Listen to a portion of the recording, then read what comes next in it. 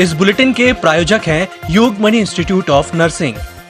रांची थाना क्षेत्र गणेशगंज में क्राइम ब्रांच को विश्वसनीय मुखबिर से सूचना मिली कि रतन चौधरी, अशोक चौधरी और उनके लड़के प्रतिबंधित नशीले इंजेक्शन का विक्रय अपने घर से कर रहे हैं। वहीं मुखबिर की सूचना पर क्राइम ब्रांच और रांची पुलिस ने टीम गठित कर बताए गए स्थान पर दबिश देते हुए 25 नग प्रतिबंधित इंजेक्शन और सीरीज जब्त की। रांची थाना प्रभारी सहदेव राम साहू ने बताया कि गणेशगंज स्कूल के पास लंबे समय से नशीले इंजेक्शन का आरोपियों द्वारा कारोबार किया जा रहा था, जहां प्रतिबंधित इंजेक्शन को आरोपियों द्वारा 300 रुपए में बेचा जा रहा था। वहीं कार्रवाई करते हुए 25 इंजेक्शन और 7 आरोपियों को गिरफ्तार कर कार्रवाई की गई है। मुखबिर की सूचना पर थाना रांची एवं क्राइम ब्रांच की टीम ने अपने रांची क्षेत्र में 7 लोगों को अवैध रूप से बिना लाइसेंस के नशीली इंजेक्शन बेचते हुए पकड़ा गया है। उसमें अपराध दर्ज करके 7 आरोपियों को गिरफ्तार करके न्यायालय भेजा गया है। ये काफ़ी दिन से सूचना मिल रही थी, लेकिन आज उस पर अच्छी कामयाबी मिली है पुलिस को और इससे पूरा भय व्याप्त है। पूरे क्षेत्र में दहशत है। नक्सली वस्तु बिल्कुल बिक्री हो नहीं पाएगी अब। तो ये सारे इसके जॉइंट थे, ये सारे पकड़े गए हैं आज। निगम आयुक्त आशीष वशिष्ठ के निर्देश पर वर्षा काल को दृष्टिगत रखते हुए जान माल की हानि न हो, इसके लिए जर्जर और खतरनाक भवनों को तोड़ने की निरंतर कार्रवाई नगर निगम अतिक्रमण और भवन शाखा के द्वारा की जा रही है। इस संबंध में निगम आयुक्त आशीष वशिष्ठ ने बताया कि बारिश के मौसम में जनहानि रोकने और जान माल की रक्षा करने जर्जर भवनों को गिराने की कार्रवाई संभाग स्तर पर की जा रही है। वरिष्ठ अधिकारियों के मार्गदर्शन में कृषि उपज मंडी गेट नंबर 2 के पास भवन स्वामी शांति देवी और बाई का बगीचा शीतला माई वार्ड अंतर्गत भवन स्वामी श्रीमती निशा यादव का जर्जर मकान को तोड़ने की कार्रवाई की गई। ये कार्रवाई जो है ये शांति देवी कुगानी जो है उनका ये मकान था, जो कि काफ़ी समय से जर्जर अवस्था में था। इसका निरीक्षण किया गया भवन शाखा के द्वारा नगर निगम से और पाया गया कि मकान जर्जर अवस्था में है, जो कभी भी गिर सकता है। उसको दृष्टिगत रखते हुए जांच के दौरान इसे तोड़ने के निर्देश दिए गए। आयुक्त महोदय के सक्षम स्वीकृति के उपरांत इसे आज तोड़ने की कार्रवाई की जा रही है।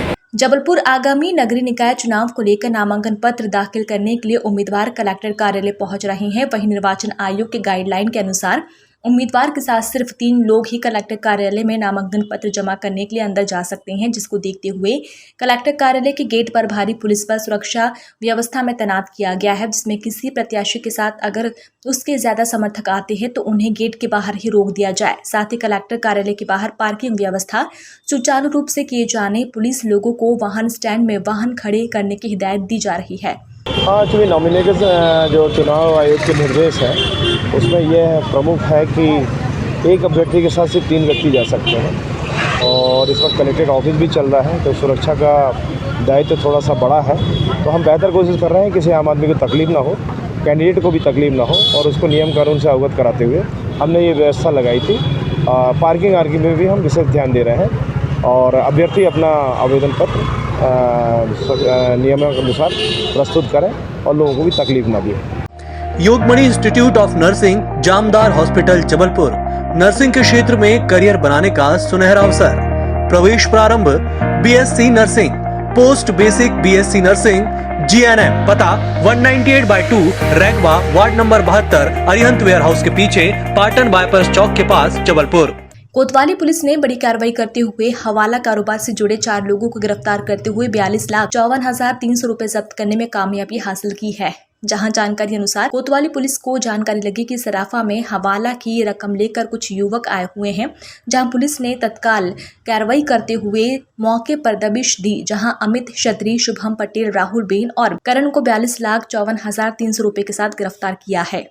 श्रीमान पुलिस अधीक्षक महोदय जबलपुर श्री सिद्धार्थ दोगुणा साहब को कहीं से विश्वसनीय सूत्रों से जानकारी मिली थी कि सराफा में बड़े पैमाने पे हवाला का कारोबार किया जा रहा है। इनकम टैक्स के अधिकारी और पुलिस अधिकारियों के साथ रेड किया गया तो 42,54,300 रुपये मिले हैं, जो इनकम टैक्स के हवाले किए जा रहे हैं और समुचित कार्रवाई की जाएगी। पुलिस ने उन नोटों को जब्त कर लिया है।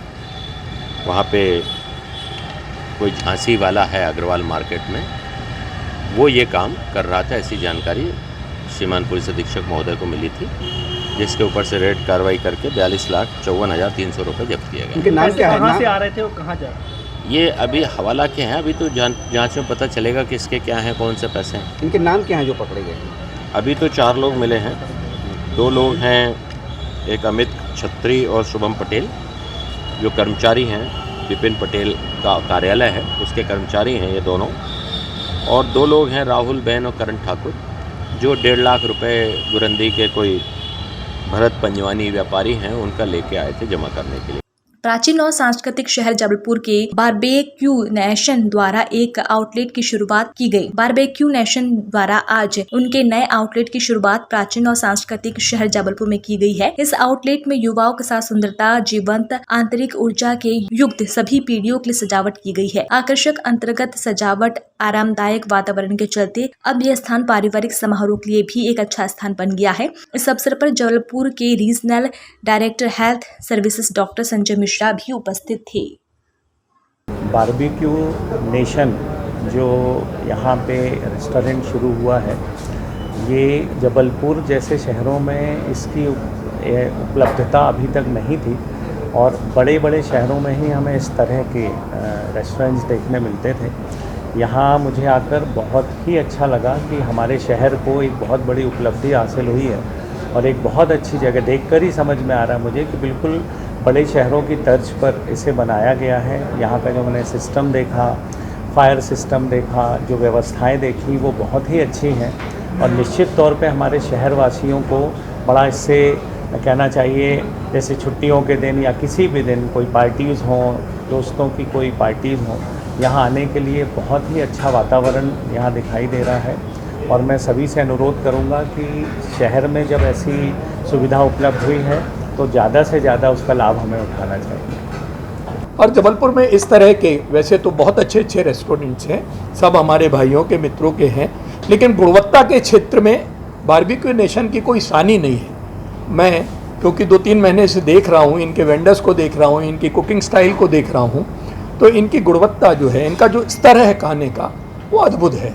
मुझे लगता है एक बड़ी उपलब्धि हमारे शहर की हुई है और सारे लोग यहाँ आएंगे, इसका लाभ लेंगे।